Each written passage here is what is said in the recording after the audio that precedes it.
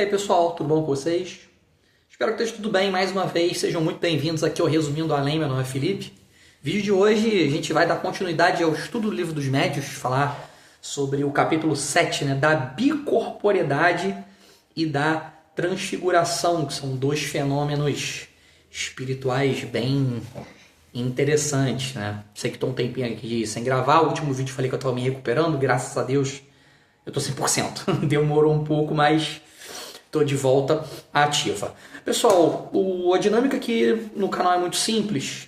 Eu faço um resumo dos capítulos do Estudo Espírita, nesse caso específico do Livro dos Médiuns, né? Tem a playlist aqui no canal que está crescendo com o estudo do livro, e eu vou trabalhar o conteúdo desse resumo com vocês. O resumo, como vocês podem ver, está aqui na tela.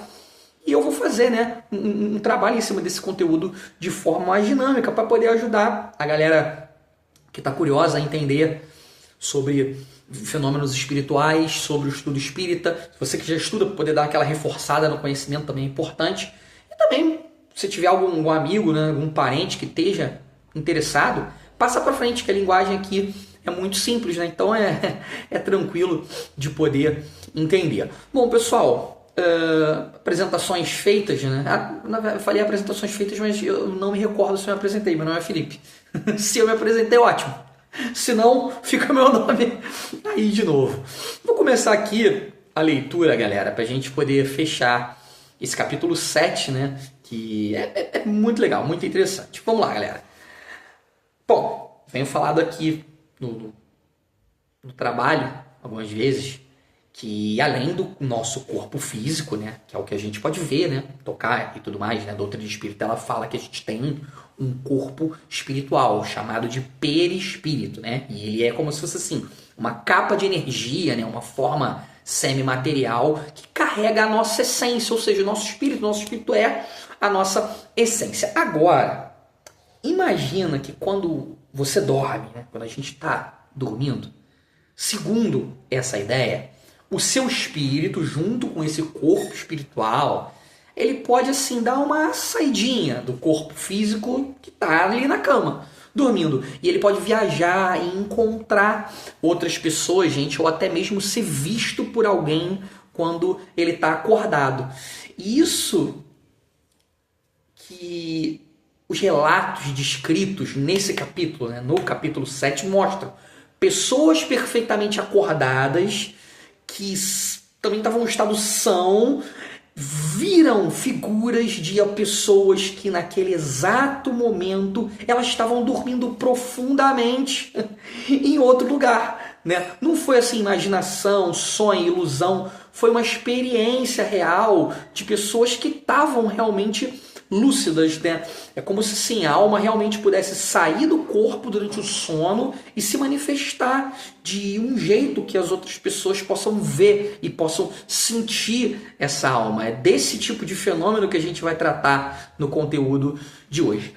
Logo aqui de cara tem alguns casos, né, que o Kardec colocou que são muito interessantes, né? Eu dei uma separadinha neles aqui para a gente poder ver um a um. O primeiro foi da vendedora de frutas, né? A vendedora fantasma, né? O que acontece? Tinha uma mulher que ela via uma vendedora que ela conhecia, né? Ela conhecia a vendedora de frutas, ela via essa vendedora entrando no quarto dela, né? Mesmo sabendo que a porta estava trancada e era assim, impossível de entrar. Acontece que sim, a tal vendedora estava apenas dormindo em outro lugar, né? Em outra rua, né? Ali próximo, com o corpo dela. Só que a presença dela, né? Ou seja, da vendedora, o perispírito da vendedora, foi visitar a coitada da mulher que ficou bastante assustada, né?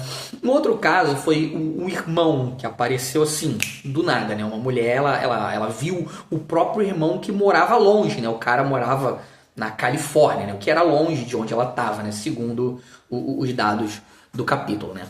A mulher viu o cara com tanta clareza que ela achou que o irmão tinha voltado de viagem. Que ele chega, casou, oi, tudo bom, tal, cheguei. Só que na verdade era só o espírito dele, né, que estava aproveitando que o corpo estava dormindo para poder visitar, né, dar aquela famosa passadinha na casa da irmã Um outro caso foi uma visita que não aconteceu, né? O que acontece? Teve uma senhora, né? A senhora estava doente, ela recebeu uma visita de um homem da cidade, né? E eles conversaram, trocaram uma ideia, né? Foi uma experiência, sim, segundo os relatos, muito real. Dias depois, o homem, ele apareceu, de verdade, né? Pessoalmente. E simplesmente ele não sabia de nada daquela visita anterior. Porque fisicamente ele não tinha ido lá naquele dia, gente. O que isso significa? Significa que essas pessoas que viram essas aparições, elas tinham um dom natural, uma espécie de visão ampliada, entre aspas, por assim dizer. Hoje em dia, a gente chama isso, gente, para quem está fazendo estudo, é bom anotar, de mediunidade vidente, né? Que é a capacidade de ver o mundo espiritual. Na época, eles não sabiam nomear direito o que aconteceu. Eles só sabiam que tinham visto uma coisa assim muito real e que não era invenção da cabeça deles, né? É como se assim, durante o sono a gente pudesse realmente fazer, transportando para a linguagem de hoje, né? O que a gente está fazendo aqui, né? Uma espécie de ligação de vídeo espiritual com alguém, né? E algumas pessoas, elas conseguem, né, ver essas imagens, né? Tem também uma história aqui, gente, que ela assim, é tão incrível que parece um filme de romance sobrenatural. Teve um cara, né, ele já era mais velho e ele sempre se recusou da ideia de casar. Ele não queria casar. Aí um belo dia ele teve uma visão, né? Apareceu pra ele uma jovem, né, linda, toda vestida de branco, com uma coroa de flores na cabeça, né? E ela chegou nele, deu a mão pra ele e disse: "Eu sou sua noiva". E depois, pum, desapareceu, né? Sim, ele deve ter ficado achando que, pô, eu tô maluco. A parada foi muito real, né? Mas o cara sempre foi contra essa ideia de casar. Aí, gente, passou um ano. A família dele insistiu pra caramba pra ele poder conhecer uma moça de outra cidade, né? Aqueles lances de casamento arranjado. E quando ele finalmente decidiu ir conhecer a moça, era exatamente a mesma mulher da visão. Absurdo, né? E ela estava vestida da mesma forma do dia da aparição, porque era uma festa religiosa, Corpus Christi, na cidade dela, né? Tinha as indumentárias e tal.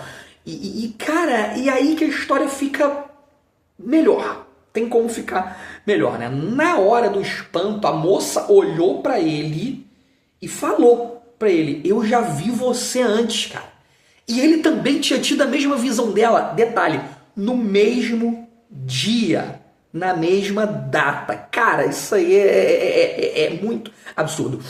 No último vídeo que eu falei sobre sonhos, eu comentei que experiência minha, eu conheci uma pessoa que eu sonhava com ela desde criança, isso aí é verdade. E por sinal ela veio a se tornar minha noiva. Não casei.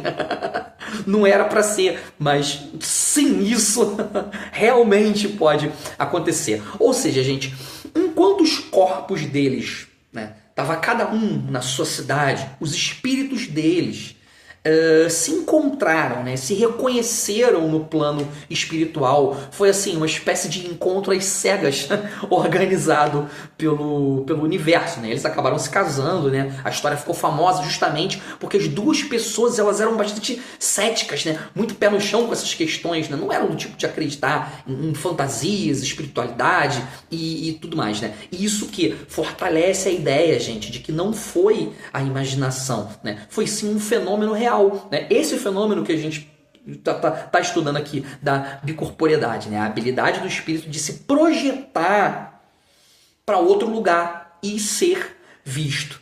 A bicorporeidade, gente, ela funciona mais ou menos da seguinte forma, né? Durante o sono, ou num estado assim de muita paz espiritual, uma espécie de transe, o espírito ele pode sair, né, e dar uma espécie de rolê, ele dá uma volta usando o corpo espiritual. Ele assim não desliga. O corpo físico não morre, gente, porque o perispírito ele ainda está conectado com o corpo e é um laço assim super resistente que mantém essa ligação. Enquanto o corpo físico ele está lá deitado, dormindo, né, o espírito, com a sua forma, né, do perispírito, nesse corpo espiritual, ele pode viajar, em alguns casos raros, se materializar o suficiente para poder ser visto por outras pessoas, né, em outro lugar. É como se a pessoa assim conseguisse sem querer fazer uma espécie de holograma, né, entre aspas, de si mesma em outro lugar. A pessoa que vê, ela está perfeitamente acordada, ela está lúcida, confirmando que não foi coisa da cabeça dela. Deu para entender? E essa parte mostra que a ideia de estar em dois lugares ao mesmo tempo, entre aspas, né, não é invenção nova, né, não é coisa de gente maluca. Na verdade, ela aparece em casos famosos da história, né? Histórias com santos, né? Tem alguns exemplos aqui que eu separei do santo Afonso de Ligure, acho que é assim que se pronuncia, né? Na época em que ele estava para poder virar santo, contaram que ele fez uma parada impossível. Ele estava ao mesmo tempo dentro do quarto dele, trancado, e presente no quarto do Papa do outro lado da cidade. E aí isso aí foi configurado como um milagre, né? O fenômeno, né, da bicorporeidade, né, foi uma das provas usadas para comprovar que ele era um santo, né, dentro das normas, né, da Igreja Católica. Um outro caso foi do Santo Antônio de Pádua, né, alguns conhecem como Santo dos Namorados, né? Essa história, assim, cinema, o que rola? Enquanto ele estava pregando na Itália, o pai dele estava em Portugal. O pai dele foi acusado injustamente de assassinato, né? E, assim, já ia ser executado. Daí, gente, o espírito do Santo Antônio, ele se projetou até o tribunal de Lisboa, apareceu para todo mundo e provou a inocência do pai dele. Ali, pau, na hora exata, né? Só depois que as pessoas descobriram que fisicamente ele nunca tinha saído da Itália. Olha que absurdo. Na visão religiosa, conseguir se projetar assim não era um truque, cara. Era visto como um sinal de santidade extrema, né? Por quê? Porque só um espírito com uma virtude muito elevada, né, muito desapegado das coisas materiais, teria o poder, né, entre aspas, o poder e também a permissão para poder fazer uma coisa assim tão extraordinária. A bicorporeidade, gente, não é assim uma ideia que surgiu só no espiritismo ou mesmo no cristianismo, né?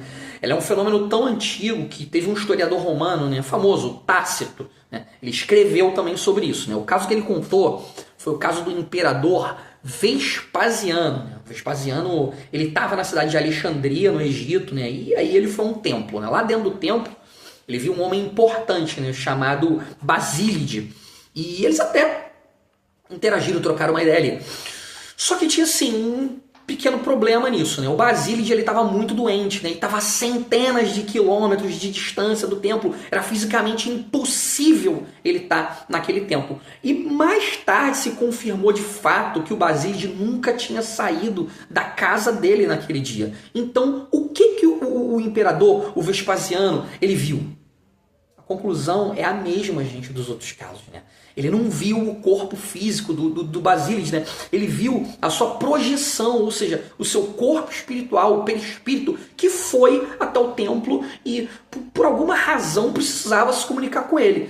Esses relatos antigos, né, tanto os religiosos quanto os históricos, gente, eles servem para poder mostrar pra gente que a experiência de estar em dois lugares ao mesmo tempo é uma parada que acontece na humanidade há séculos, né? Eles fortalecem a noção, gente, de que o nosso espírito ele não está 100% preso no nosso corpo.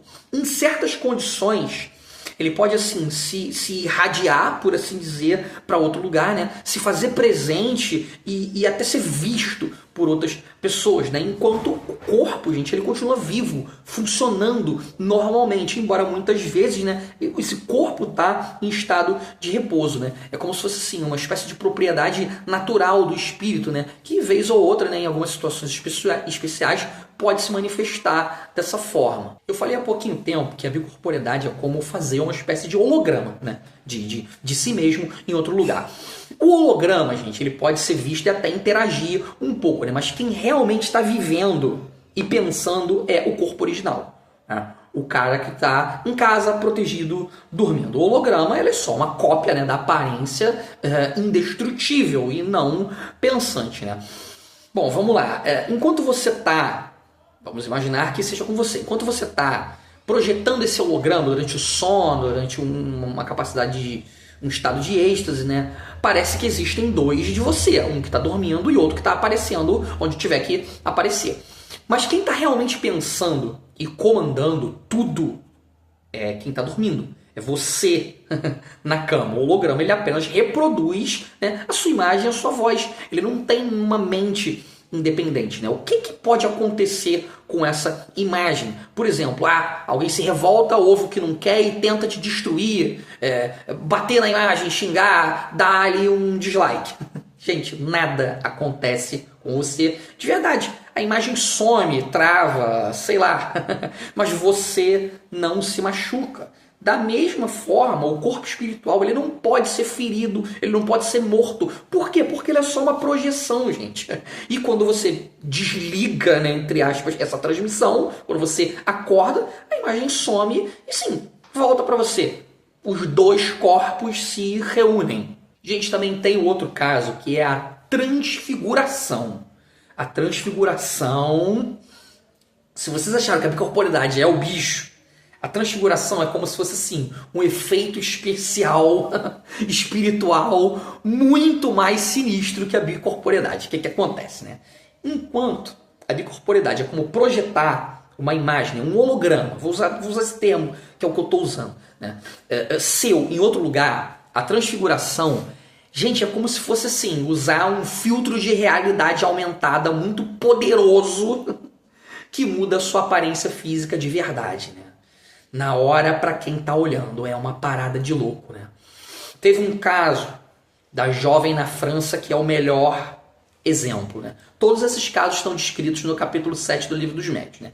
O que acontece com esse caso, né? Tinha uma garota de 15 anos que de repente ela começava a mudar de forma. Ela virava outra pessoa. Não era disfarce, ela simplesmente virava outra pessoa. Ela assumia a aparência exata de pessoas que já tinham morrido há um tempo. Até mesmo do irmão dela, que era falecido, né? E não era só o rosto que mudava, não. A voz ficava idêntica da pessoa, os gestos, né? O jeito de andar. E agora, o mais assustador, o corpo dela ficava mais pesado, o corpo dela ficava mais largo, como se ela realmente tivesse o corpo do irmão, né? Teve até um lance de um médico que pesou e confirmou que basicamente o peso dela dobrava durante esse fenômeno, né? Isso prova que assim não era apenas uma ilusão, não era um truque, gente. Tinha uma mudança física real ali, né? Mesmo que fosse temporária. E a parada é tão surreal, mas tão surreal que eu falo pra vocês, eu só acredito